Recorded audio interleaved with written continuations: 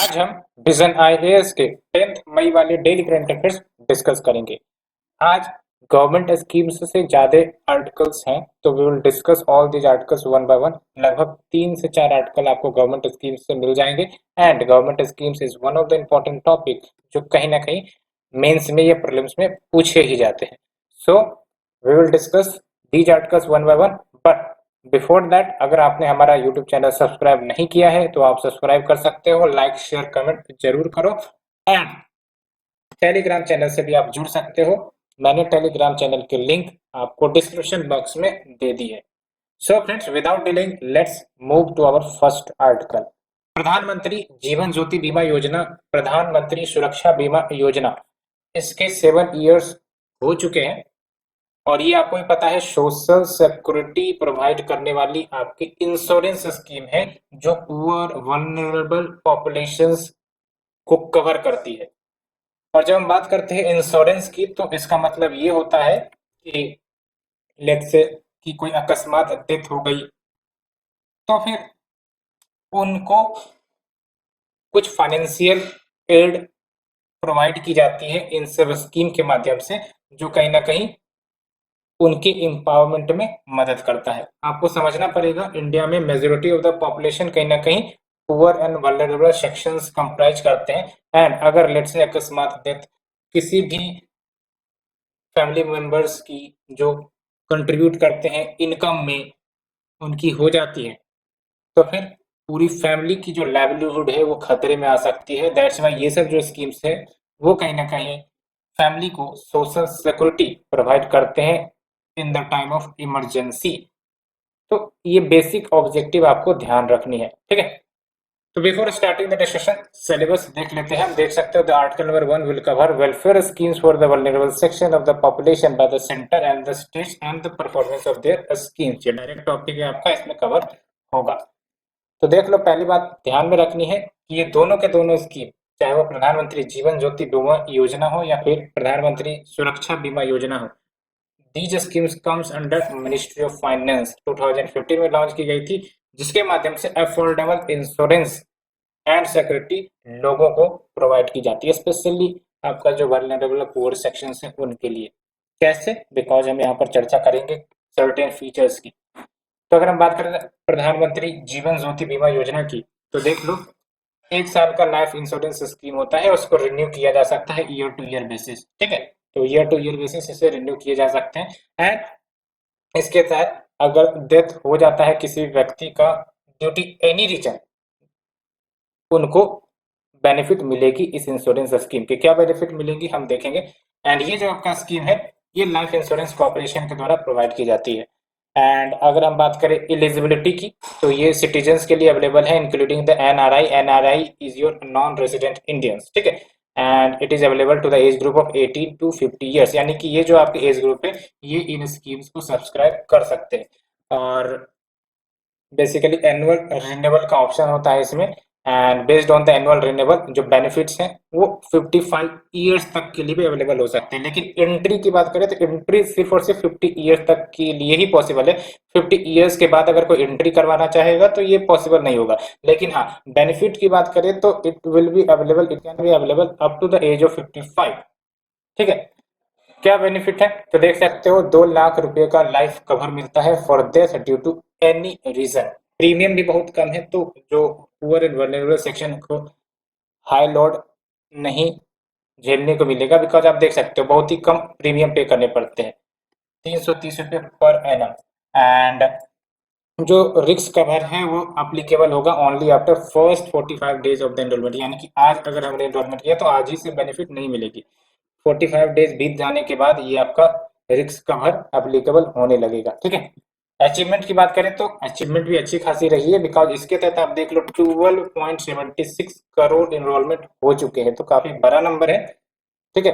And 11,522 crore rupees पे किए जा चुके हैं फॉर ओवर 5,76,000 क्लेम्स। ये आपका अचीवमेंट है। तो हमने फर्स्ट आर्टिकल डिस्कस किया, first section, and let's move to the second section, Pradhan Mantri Suraksha बीमा योजना। अब इस स्कीम के बेसिक्स के बारे में जानते हैं। तो ये भी आपका 1 ईयर एक्सीडेंटल इंश्योरेंस स्कीम है। एक्सीडेंटल यहाँ पर आप देख लो एक्सीडेंटल है, यानी कि आपका कोई एक्सीडेंट के कारण डेथ या फिर डिसेबिलिटी हो जाती है, तो फिर ये आपका स्कीम लागू होगी। And it is 1 year accidental insurance scheme, और इसको रिन्यूएबल जाहिर सी बात है ईयर टू ईयर बेसिस पे किए जा सकते हैं। And it offers protection against death और disability due to an accident. And ये जो स्कीम है आपका प्रोवाइड की जाती है public sector general insurance company के द्वारा। ये ध्यान रखनी है, it is offered through public sector general insurance company, but ये जो आपका प्रधानमंत्री जीवन ज्योति बीमा योजना है, it is offered by life insurance corporation LIC। And eligibility की बात करें तो देख लो यहाँ पर भी सिटीजन्स को अवेलेबल है including the NRIs, but in the age group of 18 to 70 years and having the bank account, because without bank account पैसे नहीं आ पाएंगे, ठीक है। एंड इंडिविजुअल रिज्वाइन कर सकते हैं बाय पेइंग एनुअल प्रीमियम, ये तो बात है ही। क्या बेनिफिट मिलते हैं, तो 2 लाख रुपए अगर कोई एक्सीडेंटल डेथ होता है एंड या फिर परमानेंट फुल डिसेबिलिटी हो जाती है, तो अगर पार्शियल डिसेबिलिटी है तो उसके लिए 1 लाख रुपए। एंड यहाँ पर देख सकते हो प्रीमियम बहुत ही कम है, लगभग 12 रुपये पर एनम पर मेंबर प्रीमियम पे करने का प्रोविजन है। एंड अगर हम बात करें अचीवमेंट की, तो देख लो अभी तक 28.37 करोड़ पीपल का एनरोलमेंट हो चुका है, तो काफी बड़ी नंबर है, यहाँ पर भी आप देख सकते हो। एंड 1930 करोड़ रुपीज पे किए जा चुके हैं फॉर ओवर 97,227 क्लेम्स। तो ये हमने 2 इंश्योरेंस स्कीम्स को डिस्कस किया। Let's move to the second article, Atal pension Yojana. ये भी आपका पेंशन स्कीम है और इसके 7 ईयर्स हो चुके हैं। ये भी एक सोशल सिक्योरिटी प्रोवाइड करने वाली स्कीम है जो पुअर एंड अनऑर्गेनाइज्ड वर्कर्स के पेंशन से रिलेटेड मैटर्स को हैंडल करती है या फिर इनके लिए पेंशन सर्विसेज प्रोवाइड करती है। बिकॉज ऑर्गेनाइज सेक्टर के लिए तो हमें पता है कि पेंशन स्कीम है, but what for unorganise sector, what for poor population who are working in unorganise sector, for them we have the Atal pension Yojana, ठीक है। इसके भी 7 साल हो गए हैं, तो इनके भी अचीवमेंट्स हम देखेंगे, क्या इनके बेसिक्स हैं वो भी हम देखते हैं। But before that we move to the syllabus, and when we talk about the syllabus, तो यहाँ पर आप देख सकते हो सेम आर्टिकल आपका कवर होगा, welfare schemes for the vulnerable section of the population by the centre and the state and the performance of these schemes. तो अटल पेंशन योजना की बात करें, बेसिक तो मैंने बता ही दिया गया है कि ये लॉन्च किस लिए की गई है, किस ऑब्जेक्टिव्स के लिए की गई है। तो इसे बेसिकली मिनिस्ट्री ऑफ फाइनेंस के द्वारा लॉन्च किया गया है, ये भी ध्यान रखना है आपको। तीनों स्कीम अभी हमने जो डिस्कस किए हैं मिनिस्ट्री ऑफ फाइनेंस का, ये 2015 में ही लॉन्च किया गया था, सो दैट जो ओल्ड एज की समस्याएं हैं, ठीक है, जो ओल्ड एज में डिपेंडेंसी हो जाती है, तो वो डिपेंडेंट ना रह पाए, वो अपने खुद के पेंशन से अपना गुजारा कर सके, तो इसलिए आपका अटल पेंशन योजना लाया गया है, ठीक है। एंड सिंस इट्स इंसेप्शन, जब से ये स्कीम लाई गई है, अब तक 4 करोड़ इंडिविजुअल्स ने सब्सक्राइब कर लिया है अटल पेंशन योजना को। और ये जो अटल पेंशन योजना है, इसने स्वावलंबन स्कीम को रिप्लेस किया है, और इसके तहत यूनिवर्सल सोशल सिक्योरिटी सिस्टम सारे इंडियंस के लिए, specially the poor, under privileged and workers who are working in the unorganise sector, उनके लिए स्कीम लाई गई है। एंड यहाँ पर क्या होता है, सेंट्रल गवर्नमेंट बेसिकली प्रीमियम को कंट्रीब्यूट करते हैं अलोंग विद द पर्सन जो सब्सक्राइब कर रहे हैं। कितना सेंट्रल गवर्नमेंट को कंट्रीब्यूट करती है, या तो 50% ऑफ द टोटल कंट्रीब्यूशन, या फिर 1000 rupee per annum whichever is lower, and 5 सालों के लिए कंट्रीब्यूशन रहता है। और ये से एडमिनिस्टर कौन करता है, तो वी हैव द PFRDA, यानी कि pension fund regulatory development authority, which does overall administrative and institutional architecture mechanism of the national pension system. Intended beneficiary कौन होंगे अटल पेंशन योजना के, देख सकते हो, all bank account holders which are in the age group of 18 to 40 years. ये ध्यान रखना है, यहाँ पर देखना एज ग्रुप आपका 18 to 40 ईयर्स है। बेनिफिट वही है कि जो सब्सक्राइबर होंगे, जो भी इन्हें सब्सक्राइब करेंगे, उनको मिनिमम मंथली पेंशन 1,000 रुपये से 5,000 रुपये पर मंथ मिलेंगे when they attain the age of 60 years. वो डिपेंड करेगा कि आपका जो 1,000 मिलने हैं, या फिर 2,000 मिलने हैं, या फिर 5,000 मिलने हैं, it is based on the contribution you are contributing. Higher the amount you will contribute, the more monthly pension you will get. And जो स्पाउस है सब्सक्राइबर का, स्पाउस यानी कि लेट्स से पति है तो पति का स्पाउस, पत्नी पत्नी है तो पत्नी का स्पाउस पति है, तो जो स्पाउस है सब्सक्राइबर के, वो कंटिन्यू कर सकते हैं in contributing to the Atal Pension Yojana account of a subscriber if the subscriber gets death for the remaining period till original subscriber attain the age of 60 years। तो जब तक original subscriber ने 60 years attain ना कर लिया हो, तो let's say कि उससे पहले उसकी डेथ हो गई हो, तो स्पाउस जो है उस सब्सक्राइबर के, वो कंटिन्यू कर सकती हैं to contributing to the APY account. And basically जो भी पेंशन से अमाउंट आएंगे वो नॉमिनीज को आ सकते हैं after the death of the spouse. And जो भी कंट्रीब्यूशन एपीवाई में की जा रही है वो टैक्स बेनिफिट के लिए भी एलिजिबल है, which is similar to the national pension system. तो याद रखना, it is eligible for the tax benefits. And जो सब्सक्राइबर्स हैं वो कंट्रीब्यूशन अटल पेंशन योजना के तहत कर सकते हैं, मंथली बेसिस पर, क्वार्टरली बेसिस पे, या फिर हाफ ईयरली बेसिस पर भी। When we talk about the PFRDA, जो अभी हमने डिस्कस किया, pension fund regulatory development authority, it is not a constitutional body but it is a statutory body, regulate करती है, promote and insures orderly growth of national pension system and pension scheme जो चलाई जाती है हमारे देश में। जो नेशनल पेंशन स्कीम है इसको एक्सटेंड कर दिया गया है टू ऑल द सिटीजन। आपने सुना भी होगा हर एक कंपनी में अब एनपीएस का सिस्टम है, नेशनल पेंशन स्कीम, जिसके तहत जो आपके कंपनी है एंड योर एम्प्लॉयज को कंट्रीब्यूट करते हैं बेसिकली, अल्टीमेटली जब एक मैक्सिमम रिटायरमेंट एज पहुंचने के बाद उनको पेंशन मिलता है। तो NPS was extended to all Indian citizen, चाहे वो रेसिडेंट हो, नॉन रेसिडेंट हो, ओवरसीज हो, ऑन ए वॉलंटरी बेसिस, ये इंपॉर्टेंट बात है, voluntary basis, and to corporate for its employees. तो फ्रेंड्स ये हमने सेकंड आर्टिकल डिस्कस किया। Let's move to the third article. Andaman and Nicobar island gets clearance for gas based power plant. तो basically A and N में आपका gas based power plant establish किए जाएंगे। एक बात बताओ, जब हम बात करते हैं अंडमान एंड निकोबार आइलैंड की, तो अंडमान एंड निकोबार को कौन सा चैनल सेग्रीगेट करता है?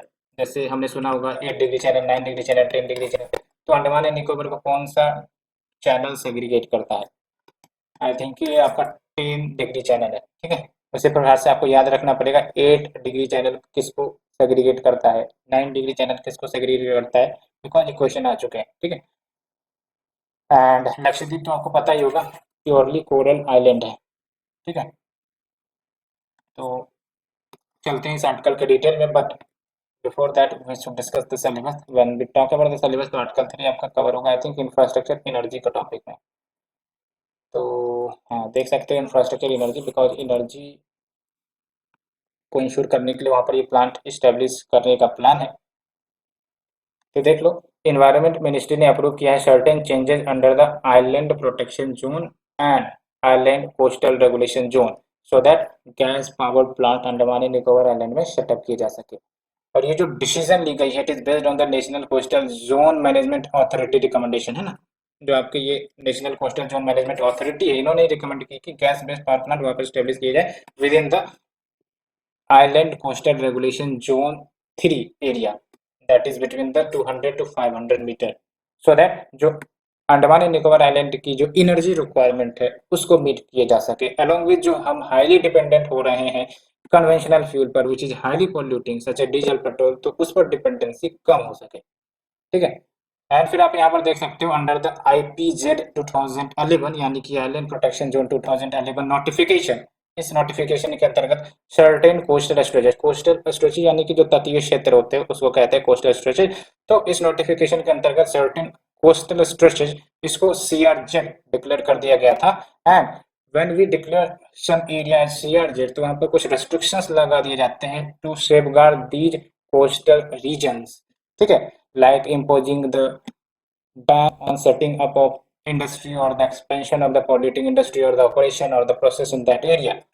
Further, जो आपका ICRZ 2019 नोटिफिकेशन, ICRZ यानी कि island coastal regulation zone 2019 notification, इसके तहत इंफ्रास्ट्रक्चर डेवलपमेंट पर भी लिमिट लगाई गई थी on the vulnerable coastal stretches, specially for the places like the Andaman and Nicobar island. और यही जो आपका ICRJ 2019 नोटिफिकेशन है, ये पूरा जो अंडमान एंड निकोबार आइलैंड है ना, लगभग 8 बिगर ओशियन आइलैंड्स हैं, उसको 2 ग्रुप में बांटता है and also declares their coastal stretches and the water up to the territorial limits as ICRZ। तो ICRZ कौन से एरिया को कवर करेगा इसको समझना पड़ेगा, ठीक है। तो पहली बात तो आपको high tide and low tide समझ में आती होगी। जब हम बात करते हैं हाई टाइड, इसका मतलब जो सी वाटर है वो आपका टुवर्ड द कोस्टल स्ट्रेचेज आना शुरू हो जाता है, because of the gravitational attraction of the sun, moon and the earth, जिसके कारण वाटर जो है आपका टुवार्ड द कोस्टल एरिया आने लगते हैं। ठीक है, तो जैसे फॉर एग्जांपल ये है आपका हाई टाइड एंड ये आपका लो टाइड जोन। तो लो टाइड जोन में क्या होगा कि जो वाटर है नॉर्मली आप देखोगे तो लो टाइड लेवल पर मौजूद रहती है, लेकिन जब भी आपका टाइडल फोर्स मजबूत होगा, ठीक है, तो फिर आपका जो वाटर है वो हाई टाइड जोन पर पहुंच जाएंगी। ठीक है, तो इसका मतलब high tide and low tide का जो एरिया है वो आपका इंटरमीडिएट जोन है, और यहाँ पर आपका वाटर ट्रांजिटरी फेज में होते हैं। ठीक है, आते रहते हैं और जाते रहते हैं। Why? Because of the gravitational attraction of the sun, moon and the earth. ठीक है, तो इसी प्रकार से जो ICRZ है वो कवर करता है लैंड एरिया को from the high tide line. देख लो, जैसे फॉर एग्जांपल ये हाई टाइड लाइन है, ठीक है, तो हाई टाइड लाइन से 200 मीटर हम लैंडवार्ड साइड की तरफ जाएंगे। ठीक है, तो ग्रुप 1 आइलैंड के लिए ये आपका हो जाएगा। And for the group 2 island, तो इसके लिए from high tide line 200 metre ये आपका ICRZ फॉर ग्रुप 2 कवर होगा। ठीक है, तो यहाँ पर ये जो आपके ICRZ नोटिफिकेशंस हैं उसके रूल्स रेगुलेशंस लागू होंगे। And when we talk about the group 1 and group 2, है ना, जिसके तहत जो 8 बिगर ओशियनिक आइलैंड उसको 2 भाग में बांटा गया है।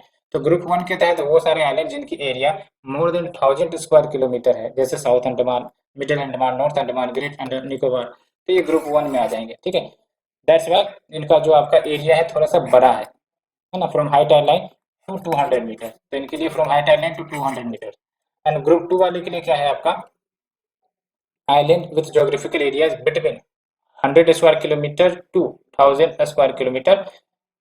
एग्जाम्पल में देख सकते हो Baratang island, little Andaman, Havelock and Car Nicobar. तो इनके लिए क्या है from high tide line to 100 metre. ठीक है, तो ये सब आपके जो नोटिफिकेशन रूल रेगुलेशन है यहाँ पर लागू होंगे। तो ये हमने फ्रेंड डिस्कस किया all the articles. Let's move to the next one.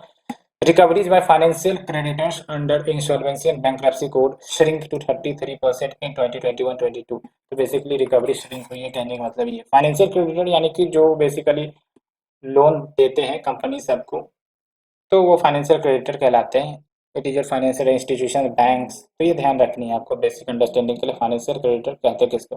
तो ये सब जो रिकवरी ये कर रहे थे, कहीं ना कहीं इसकी रिकवरी में कमी आई है। अब कमी क्यों आई है वो हमें जानना पड़ेगा। And insolvency and bankruptcy code है क्या, उसके बारे में भी जानना पड़ेगा। ठीक है, तो before that we should look at the syllabus. When we talk about the syllabus, तो ये आपका Indian economy and issues related to the planning, mobilisation of resources, growth, development and employment, इसके अंतर्गत ये आ जाएगा।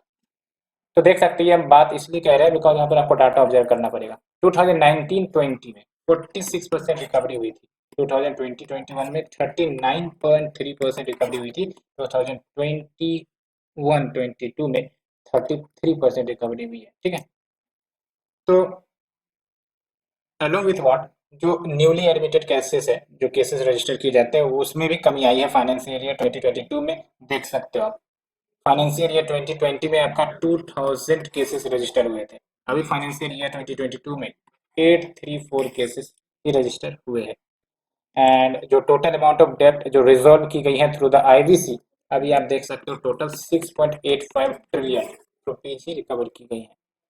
अब बात करते हैं लो रिकवरी क्यों है, फाइनेंशियल क्रेडिटर्स के द्वारा क्यों इतनी लो रिकवरी हुई है। तो पहली बात तो आपको पता होगा pandemic induced slow down in the economy, जिसके कारण इंटरेस्ट रेट कम किए गए थे from the takers and resolution process में डिले हुई थी because of the protected legal battles and substantial value reason. तो ये सब कुछ कारण हैं जो या जिसके कारण लो रिकवरी एज्यूम हुई। एंड अगर हम बात करें IBC कोड 2016 एंड क्रेडिटर, तो IBC कोड लाई इसलिए गई थी कि जो भी लोन दिए गए हैं बैंकों के द्वारा, फाइनेंशियल इंस्टीट्यूशन के द्वारा, जो रिटर्न नहीं हो पाती है, ठीक है, तो उसको रिकवर किया जाए वाया मैकेनिज्म। और वो मैकेनिज्म बेसिकली IBC कोड के अंतर्गत बताई गई थी।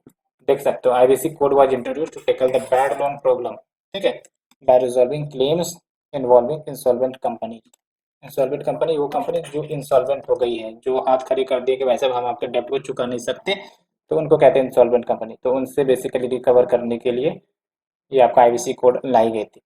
ठीक है। और ये क्लासिफाई करता है क्रेडिटर को दो कैटेगरी में, financial creditor, operational creditor. No need to go into the detail, बस आपको ध्यान रखना है फाइनेंशियल क्रेडिटर मतलब वो जो लोन वोन देती है बैंकों को, कंपनी सबको, बैंकों को नहीं बेसिकली कंपनी सबको, ये सब बैंक ही होती है या फिर फाइनेंशियल इंस्टीट्यूशन ही होती है।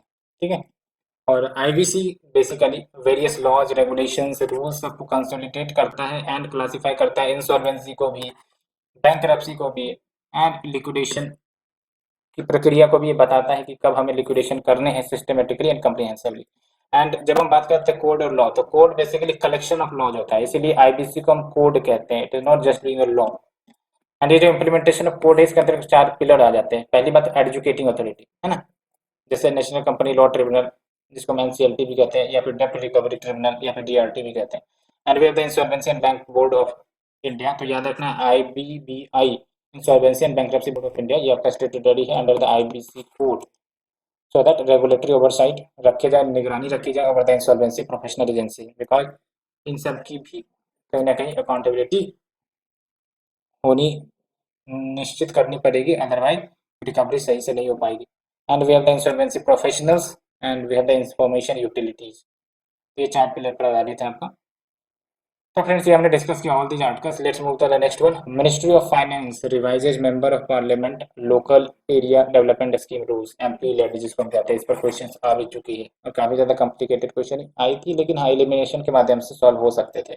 जैसे आपका एक था नॉन लेप्सिबल फंड है या फिर लेसल फंड है, तो अगर उसको याद होता तो उसको एलिमिनेट करके आंसर पर हम पहुंच सकते थे। तो ये बात हो गई। तो इस रूल्स के बारे में डिस्कस करेंगे, but before that will look at the syllabus. MPLAD मतलब तो आपको पता होगा, इसके तहत बेसिकली फंड दिए जाते हैं एमपीज को कि वो अपने लोकल एरिया या फिर जो कंस्टिट्यूंसी है वहाँ पर डेवलपमेंट इंश्योर कर सके, है ना, ड्यूरेबल एसेट्स क्रिएट कर सके। When we talk about the syllabus, तो सिलेबस में आपका कहाँ गया, हाँ, issue related to development and management of social sector services related to health, education, human resources, या फिर स्कीम्स के अंदर भी डाल सकते हैं, ऐसा कोई बात है नहीं।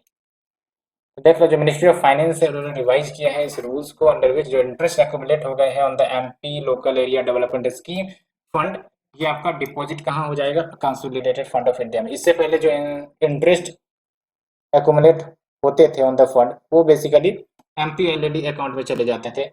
ठीक है। एंड अब जो ये चेंजेस प्रपोज की गई हैं, it is aimed to timely and efficient utilisation of the fund. तो एमपीएलएडी के बेसिक के बारे में जानना जरूरी है। एमपीएलएडी की बात करें तो इसको 1983 में लॉन्च किया गया था। इसके तहत जो एमपी है वो सजेस्ट कर सकते हैं डेवलपमेंटल वर्क्स को अपने कंस्टिट्यूएंसी में। ठीक है। But that work will be of capital nature, capital nature यानी कि ड्यूरेबल एसेट्स बनाने की बात होगी वहां पर। ठीक है, उस पैसे से, उस फंड से। एंड अंडर इट एमपी को 5 करोड़ रुपए मिलते हैं हर एक साल, 2 इंस्टॉलमेंट में, 2.5 करोड़ रुपए ईच इंस्टॉलमेंट। ठीक है। एंड ये भी मैंडेटेड है कि जो भी पैसे मिलते हैं, ठीक है, उसके तहत जो 15% होगा एमपीएलईडी फंड का वो उन एरिया के लिए रिकमेंड किए जाएंगे जो एससी पॉपुलेशन के द्वारा इनहेबिटेड होंगे। ठीक है, तो वहां पर ये 15% फंड खर्च किए जाने हैं जो एससी पॉपुलेशन से इनहेबिटेड है। And for the ST population the fund which are required to be dispersed is your 7.5%, देख सकते हो। ठीक है, 7.5% for areas inhabited by the ST population.